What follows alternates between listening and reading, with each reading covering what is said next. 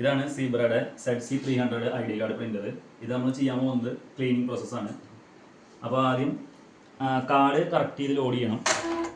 Card load ചെയ്ത് കഴിഞ്ഞ് റിബണും set ചെയ്ത് കഴിഞ്ഞാൽ മാത്രമേ നമുക്ക് ക്ലീനിങ് ചെയ്യാൻ പറ്റുള്ളൂ. ക്ലീനിങ് ചെയ്യണമെങ്കിൽ ഈ ടിക്ക് മാർക്ക് ഇതിൽ ഓൾറെഡി വന്നിരിക്കണം, എന്നാൽ മാത്രമേ ക്ലീനിങ് ചെയ്യാൻ പറ്റുള്ളൂ. ക്ലീനിങ് ചെയ്യണമെങ്കിൽ ഇതിൽ മൂന്നാമത്തെ സെറ്റിങ്സ് ഓപ്ഷനിൽ ക്ലിക്ക് ചെയ്യുക.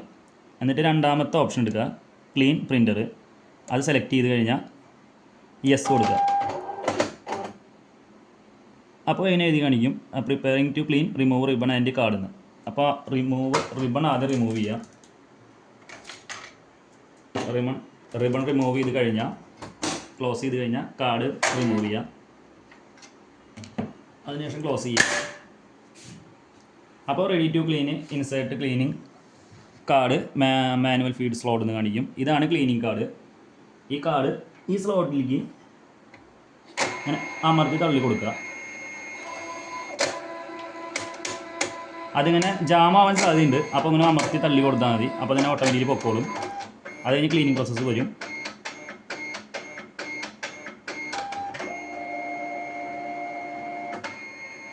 ക്ലീൻ ചെയ്ത് കഴിഞ്ഞാൽ കാർഡ് ഇതിന് ഓട്ടോമാറ്റിക്കലി പുറത്തേക്ക് വരും.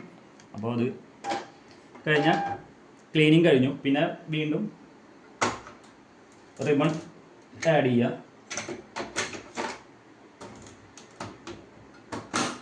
കാർഡ് ആഡ് ചെയ്യുക.